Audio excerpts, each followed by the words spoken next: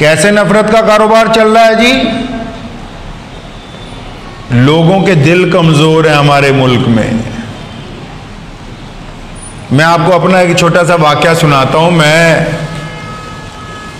हम लोग कहीं गए, हमारे एक दोस्त हैं, उनकी नई कोठी बनी थी, उसका इफ्तिताह था, दावत रखी थी उन्होंने। अब उस कोठी में जब दावत वावत से फारिग होके बाहर निकले तो मैं और मुस्तकीम भाई इकट्ठे ही थे। तो सामने वाली जो कोठी वाले थे उनको पता लगा कि शाह इमाम साहब के बेटे आए हुए हैं और इस कोठी में आज दावत है, इफ्तिताह है। तो वो जो गैर मुस्लिम थे, मियाँ बीवी, वो उसके पास आए कि हजरत को बोलें कि 2 मिनट के लिए हमारे घर भी आ जाएं। अब चलिए जी, पड़ोसी हैं, उनके घर भी चले गए। माशाल्लाह बड़ा खूबसूरत घर बना हुआ था। अब बैठे, हमने उन्हें कहा कुछ खाएंगे पिएंगे नहीं, उन्होंने कहा फिर भी आप थोड़ा सा जूस ले लें। तो आप यकीन माने कि हम उनकी बैठक में बैठे और बहुत मालदार लोग, बैठक बड़ी खूबसूरत बनी हुई थी जिसको ड्राइंग रूम बोलते हैं आप। अब उसकी जो सीलिंग थी बड़ी प्यारी, अच्छी लगी मुझे, तो मैं बड़े ध्यान से उसे देखने लगा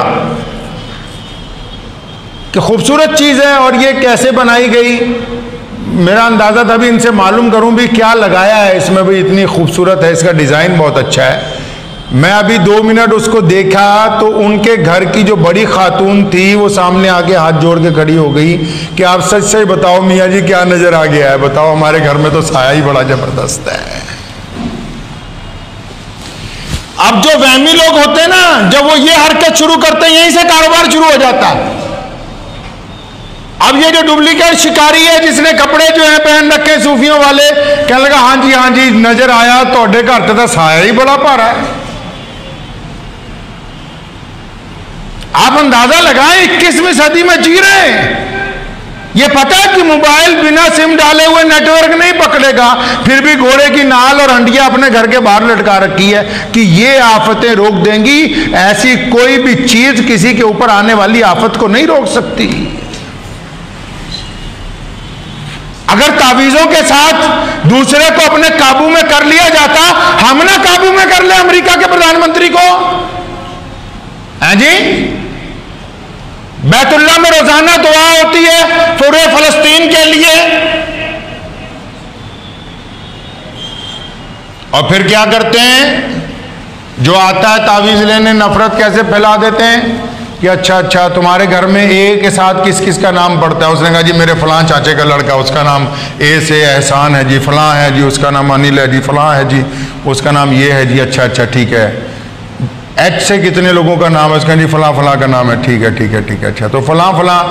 तो उनको अपने 500 रुपये खड़े करने के लिए हम बता देते हैं कि फलां जो लफ्ज का आदमी है वो बंदा तुम्हारे ऊपर कुछ करवा रहा है। अब अंदाजा लगाएं कि 500 रुपये कमाने के लिए इन 2 बंदों के दिलों के अंदर नफरत पैदा कर दी,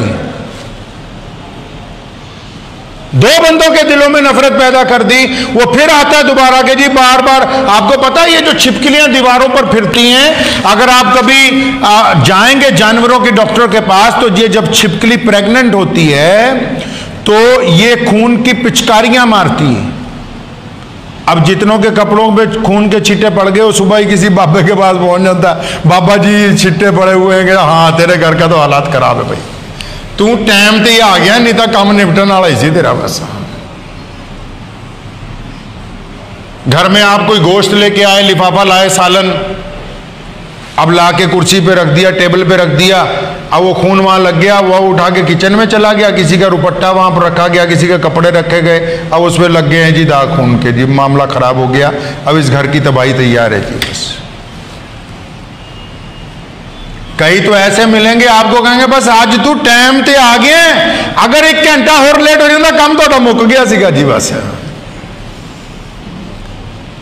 अच्छे लोग बाबे बने हुए हैं जो बेले हैं, जो कहते हैं उनको पता काम ही यही है, इसके अलावा अच्छा काम ही कोई नहीं। और आपको एक तजर्बे की मैं बात बताता हूं, आप कभी देखिएगा इसको जाके, वो भी सुने जो इसका कारोबार करते हैं, जो लोग इस तरीके के साथ दौलत कमाते हैं, और जो बेवकूफ बन रहा है वो तो अलग बन ही रहा है, वो सारी जिंदगी इस झगड़े में से निकलेगा नहीं। जो इसमें घुस गया तावीज गंडे के चक्कर में, जिसको वहम पड़ गया कि मेरे ऊपर जादू हो गया, मेरे पर टूना हो गया, मेरे घर के अंदर ये आ गया, मेरे घर में वो आ गया, हर काम नाकामी हमारी है, फोड़ रहे हैं भूतों के ऊपर। ये तो वो काम हो गया जिस तरह बैंक में डकैती पड़ती है तो दूसरे दिन अखबार में आता है 50 करोड़ चोरी हो गए, तो चोर भी देखते हैं कि भाई निकले तो 2 थे, ये 48 लगता है, बाकी महकमे वालों ने बना लिया कि अब ये खा जाएंगे। वही काम। आप अंदाजा लगाएं, अगर इस काम के अंदर जो पड़ गया बंदा ना, जिसको इस बात का वहम हो गया कि मैं तवीज लेने हैं, उसने जगह जगह जाना ही, और फिर उसकी जिंदगी, और जो गुमराही में पड़ गया, अल्लाह नहीं चाहते उसे निकालना, वो खुद नहीं ना बदलना चाहता अपने आप को। और मुसलमानों ने, कईयों ने तो ठेका ले लिया है। याद रखें, वो मुसलमान जो ऐसे इलाकों में रहते हैं कि जहां मुसलमानों की तादाद कम है, अगर वो रेडी चला रहे हैं, अगर रिक्शा चला रहे हैं और इधर उधर जा रहे हैं, और कोई उनको कहता कि जनाब कुछ कर दो, कुछ दम कर दो, ये कर दो, और इस कारोबार के अंदर लग गए, पैसे कमा रहे, आने वाली नस्लें मुतासिर हो जाएंगी तुम्हारी। देख लो, जितने तावीज गंडे करते हैं, या तो उनका कोई बच्चा बीमार होगा या खानदान में कोई बीमार होगा, और सारों का दिमाग ही खराब होगा, सही नहीं मिलेगा। आप लिख के ले जाइए आप मेरी ये बात। जो बंदा पैसे कमा रहा है ना इससे, उसकी बात कर रहा हूं, ले देने वाले की तो बात ही बताऊंगा आपको क्या होगा उसका। अगर मैं ये धंधा पकड़ लूं, अभी मैं ऐलान करूं, शाही इमाम साहब तावीज देंगे सुबह से, आप यकीन माने 200 आदमी रोज आ जाएंगे, ऐसे भी रोज 20 वापस करने पड़ते हैं यहां से।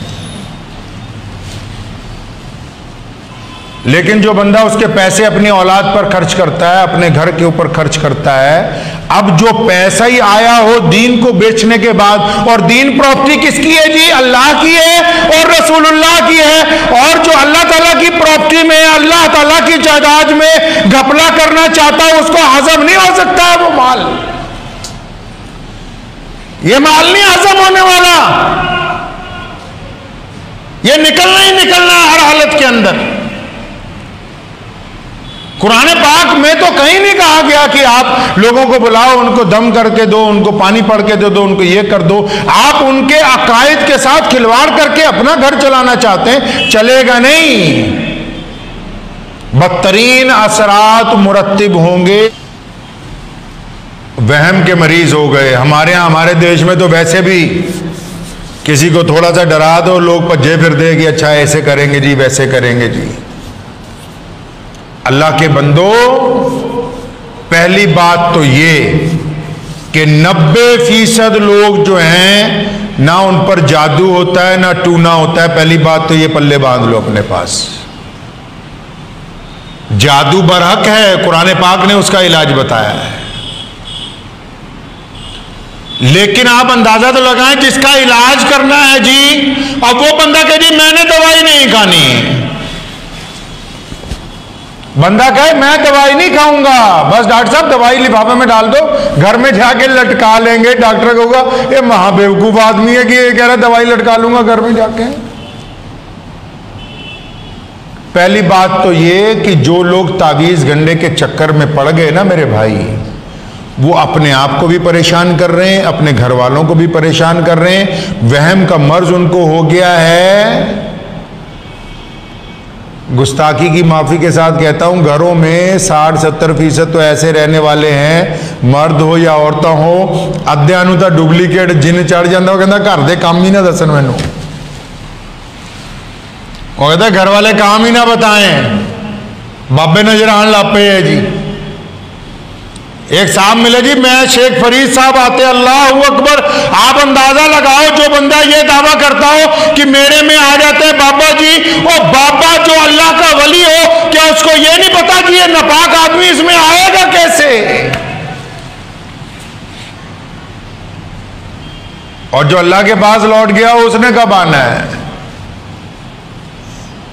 कुरान पाक में जिक्र है जादू का, और इलाज भी कुरान पाक में रसूलुल्लाह सल्लल्लाहु अलैहि वसल्लम ने हमें बता दिया। अब ये सुन लो बात, बिल्कुल वही मैं बार बार कह रहा हूं कि दवाई खुद खानी होगी। डॉक्टर अगर आपको बोले, कोई बाबा कह दे जी घर जाके आ लटका दो, किला ठोक दो जी, 50,000 का सामान ले आओ जी, ये जलाएंगे जी, वो जलाएंगे जी, अल्लाह अकबर। सबसे पहले लिखा है मुहद्दिसीन ने कि अपने दिल को पहले पाक करना होगा कि नफे और नुकसान का मालिक कौन है? अल्लाह है। और फिर सही बुखारी की हदीस है, प्यारे रसूल सल्लल्लाहु अलैहि वसल्लम ने फरमाया कि जिस घर में सूरे बकरा पढ़ी जाती हो,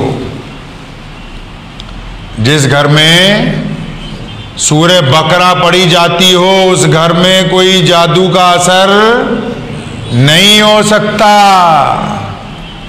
उन कई कहते सूरे बकरा ना पढ़नी पड़े, खुद अपनी जुबान से ना कुरान पढ़ना पड़े, दे दो लटका लो, तो फिर लटकाने से होने को वाला कुछ नहीं है।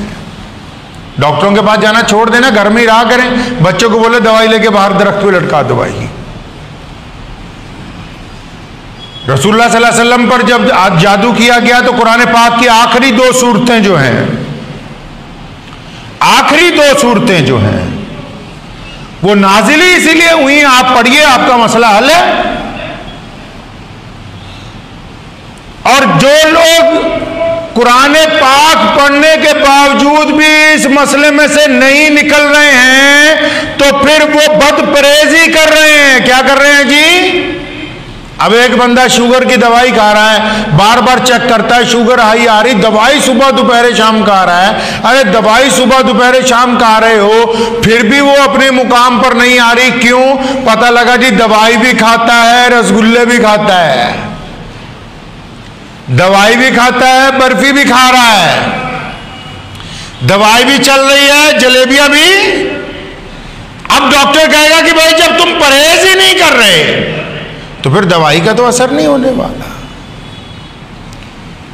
तो अगर जादू हट ही नहीं रहा, टूना हट ही नहीं रहा, तो इसका मतलब आप जाती जिंदगी में अभी अपने गुनाहों से परहेज नहीं कर रहे हैं।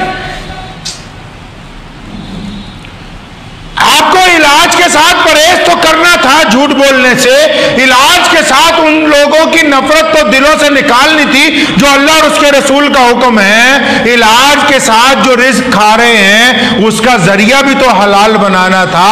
अब हराम कमाई के साथ हलाल काम करने चले हैं, तो कीचड़ के साथ अगर कीचड़ को धोएंगे तो सारी जिंदगी चेहरे से कोई भी सफाई होने वाली नहीं है। जाते जाते एक और बात जहन में आ गई, वो भी सुन लो। आपने सुना होगा लोग जादू हो जाता है, टूना हो जाता है बहुत, है जी। तो ज्यादा जादू किन पे होता है भाई? जो गंदे रहते हैं।